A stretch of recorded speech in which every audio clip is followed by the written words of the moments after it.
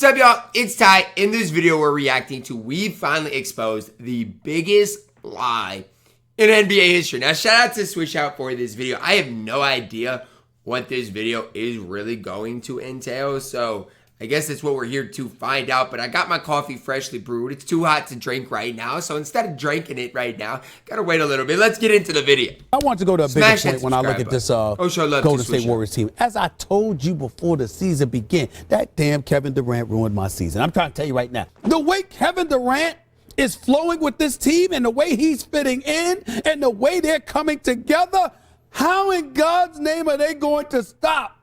Has anybody going to stop them? In the last 21 finals, that team with Steph, Clay, Draymond, and Kevin Durant was ridiculous. That's over 2 decades. Kobe, Tim Duncan, D. Wade, and Steph have been in 21 straight finals. And I'm not even counting LeBron. And you think Kevin Durant and LeBron, because they chose cities, are hurting the league? These last 6 years are an anomaly. All right, you have to go back to the 70s for the last time that we saw a stretch like this where we didn't have even a repeat champion. That is not that you don't make a lot of money betting on things that never or almost never happen. Someone will emerge. Is that someone going to be Victor Wembanyama? Is that someone going to be Ant Edwards? After watching this year's NBA Finals and seeing the true reaction to most people online, I've come to a real conclusion about the NBA. I will say this, a lot of people thought, that you have to have like a top 5 player in the NBA to win a championship, and the Boston Celtics exposed that lie. We were sold a humongous lie. The 2020s and this new era is officially proved it. The Boston Celtics just won the NBA Finals. And to touch on this series briefly because it wasn't really that competitive, Boston clearly had the much better team. They were way Fans, better. such as myself, I gotta be honest, we made the series way more about the 4 stars as opposed to the team that Boston actually has. And the difference, it was very evident. So yes, I was very, very wrong, and congrats to Boston. I'm happy for them. But on to a bigger topic. The Celtics, they're the 7th champions in the last 7 seasons. To add context, since the merger and even before so next year it's got to be somebody different too, and it's got to be the Timberwolves, right? That's never ever happened. Like we're in unprecedented territory. The majority of people online and even my close friends and families, they typically have the same sentiment about the NBA right now, and specifically the finals. Damn, it's fell off. Like, what happened to the aura? I do agree though, like as far as like storylines, as far as like the finals aura, it didn't feel the same. It just didn't. The ratings for this year's finals, it dropped significantly from last year, which I thought going into this year's finals was a way better matchup. Now it's definitely more layers when it comes to the ratings topic. The display of the finals has significantly dropped by the year. The broadcasting is very lackluster, and obviously the illegal streams. Like, does this look like a finals game? No, this looks like a regular season game. There's nothing special on the court. There's no extra feel. I mean, it just looks like a regular season game. But the main problem to me, and you guys can disagree with me in the comments, it's very hard for the new NBA to sell parity. Historically speaking, that's never really been in demand. And even if you watch sports TV right now, you can see it. Let's not get it twisted. The NBA's popularity... This was a crazy tweet by Kendrick Perkins comparing himself to Jesus, but... anyways, is heavily driven by the media, and the media now is very multifaceted. It's not just reporters and beat writers and TV and Chris Haynes and Stephen A. Smith. It's not just that now. Now it's social media. Now it's Instagram, Twitter, you and me. All of this brings traffic and revenue to the brand. So when you turn on your TV and you watch Stephen A. Smith and First Take and Skip Bayless and Shannon Sharp, whoever you're watching, and you see them talking about LeBron in the middle of the damn finals, a lot of that is because the NBA is in a very awkward stage. The NBA, as LeBron and Steph and they're getting older. It's the facts. They're getting older. But the sad reality is right now, they know that LeBron's going to get more views on when they talk about him than like the NBA Finals. Like, it's just the way it is. Now, as they age out, it doesn't really have that next guy. That player that warrants criticism, narratives, legacy talks, all that stuff that we looked at in the past. Like, bro, why are we having another MJ LeBron debate for the 5th straight segment? All of that drives the brand of the NBA. And for the people that's watching, that's diehard fans, that's probably loving the new NBA, obviously this is not for you. This is for the majority of watchers, casual viewers, wondering what happened to the mystique and the aura of the NBA. But you guys can't tell me that you guys enjoyed watching this finals as much as the LeBron versus Steph, or LeBron versus the 73-9 Warriors, or LeBron versus Steph and KD. It's just not the same. NBA. It's not. Well, this is it. Parity. Bro, for the first time in over 30 years, the finals or the conference finals didn't even feature an MVP. Yes, for this particular finals, we tried to make it about Kyrie versus Boston and his beef that he had with them for years.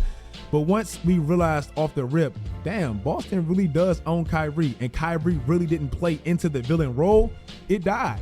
Kyrie, for the most part, wanted to make peace, and then he played like shit. So the rivalry / or that this finals allegedly had died. Kyrie played horrible. It would have been fun if Kyrie would have had a crazy like game one and would have been talking crazy to the fans. Like it might have built up something. But that's the thing with everything. People like storylines, right?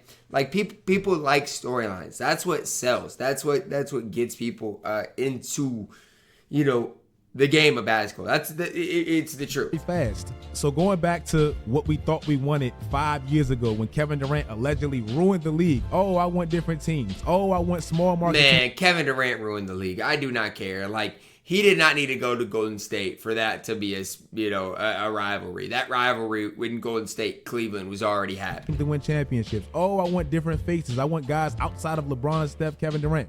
Okay, well, this is what it looks like. Not saying it's a good or a bad thing, because to be honest, like I've said, it's very unprecedented. We've never seen the NBA like this, but this is what it looks like.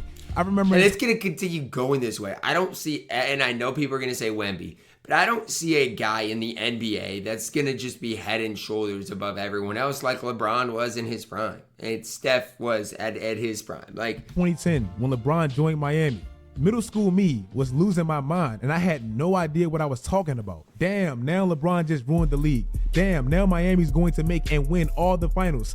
But looking back on it, what was the finals even looking like before LeBron joined Miami? It was no damn parity. It was never parity. The Lakers and Boston, they made the finals 2 out of the previous 3 seasons, and it should have been all 3 if Kevin Garnett didn't hurt his knee. So for me, and not even just me historically speaking, it's like we romanticized an era that never really existed. The 2010 finals with the Lakers versus Boston, it averaged the most viewers the finals had since the 04 finals that featured the Lakers and Kobe. 18 million viewers. Now I will say this. If a Lakers team is in the finals, that's naturally going to bring more viewers. That's just the way it is. Like the Lakers fan base, it's ridiculous. And say whatever you want about it. It's ridiculous, man. There's so many Lakers fans out there. Again, even if you look at the slight parody era of the 2000s where basically the Lakers took a break from making the finals, nobody really watched like that. My point is, the parody argument that people used to act like they desperately wanted was all a lie. And obviously, again, I'm not talking about everybody. I'm talking about the majority. Historically, unless you're like in your 60s, you've probably never ever seen it to begin with. And now that it's here, a lot of people are complaining about it. Again, this is a very layered topic when we're talking about the ratings, because a lot of different things contribute to that. But post the bubble, and I'm gonna just discount the bubble because obviously it was a bubble. The ratings, they have not looked the same at all. The funny part is, if you really look— I mean, here's the thing though. Here's the thing. Like the Warriors had 12 million viewers. The Nuggets Heat, that series was just, in my opinion, not very competitive, not very close. Celtics Mavs, not very competitive, not very close. And I think that plays a factor as well. When you're looking at like game 6s and game 7s and stuff like that, obviously the viewership's going to be down when those storylines aren't built. Like, okay, let's imagine this. Let's say Kyrie steals, let's say game 2, and then the Mavs win game 3, and then Boston wins game 4. Well, more people are going to watch game 5 if it's a 2-2 series compared to a 3-1 or 3-0 game 4. Like, it's just the way it is. Look at the teams that won championships. They're all teams that we swore we wanted back then. Look at the last 4 NBA champions. All 4 of them are all teams that's very respectable champions. All 4 of them. You really can't dislike any of them. The Bucks in 2021, unless you're a Phoenix fan or a Brooklyn Nets fan, probably mad because Kyrie twisted his ankle or whatever, you really can't discredit that championship. They went through their hurdles. They had years of not winning, and Giannis is homegrown. The Warriors in 2022. Obviously, everybody loved that championship. Klay Thompson came back. Steph, Klay, Draymond, the big 3. They won their 4th championship. That was a crazy year in Golden State. Didn't need Kevin Durant, so that was a very respectable champion. Last year, besides Mike Malone, who is very annoying, you really can't dislike Denver. They had multiple playoff droughts without Jamal Murray and MPJ, and Nikola Jokic is literally the biggest steal ever. And Jamal Murray and MPJ, they were drafted there. So again, you can't dislike them or discredit them as champions. I kind of like the fact that the NBA is so wide open. I do. But again, there needs to be, more storylines. There has to be something. Like, this year, and again, there's going to be more and more built up as these young guys start to take over. But yeah, right now it's nothing. Cheat the system. And this year, with Tatum and Brown, people are trying to hate those dudes, but you really can't. They paid their dues, and they finally broke through. The 2017 year was one of the most fun that I can actually remember, and it was very predictable. Everybody knew it was going to be Golden State versus Cleveland Part 3. When they played on Christmas and Kyrie hit that shot, it was crazy. When they played on MLK, it was always a major event, but it was still fun.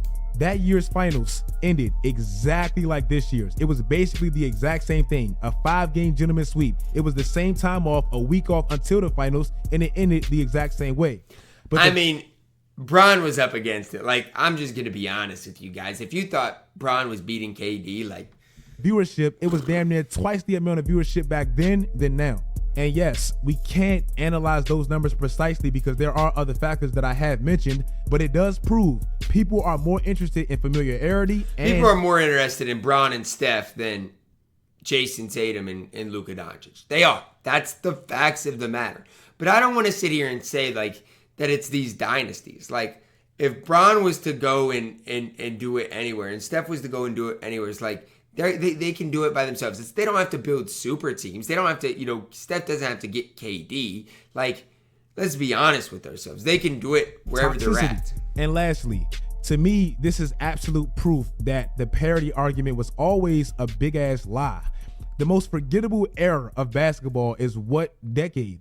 The 70s. Nobody talks about the 70s. Yes, I always have to add the context, and there were different factors that played into it. The finals was on tape delay, racial components, there was drug use, all that. But when you look at that era, nothing stands out. It was nobody's era, so it doesn't really get recognized. I believe it was like 8 different champions or something crazy like that, and those one-off champions. And with the way that NBA grades are looked at, championships are about the greatest measurement there is. And so now it's, everybody's not really winning 4 or 5. It's just not happening. Don't really hold weight or signify dominance. People love dominance. If parity is so prevalent and so significant to the league, why is the 80s known as the golden era of the NBA when Magic and Larry accounted for 8 of the 10 championships of that decade? The 90s obviously had Michael Jordan win 6 of the 10 championships of that era, and the highest viewed championships ever was when Michael Jordan was in the reign of that dominance.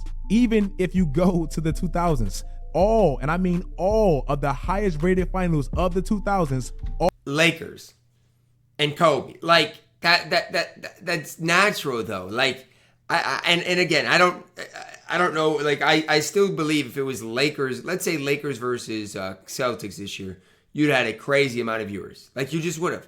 And it's LeBron. It's LeBron. LeBron's who the league has built around for the last 20 years. Like, it's just the way it is.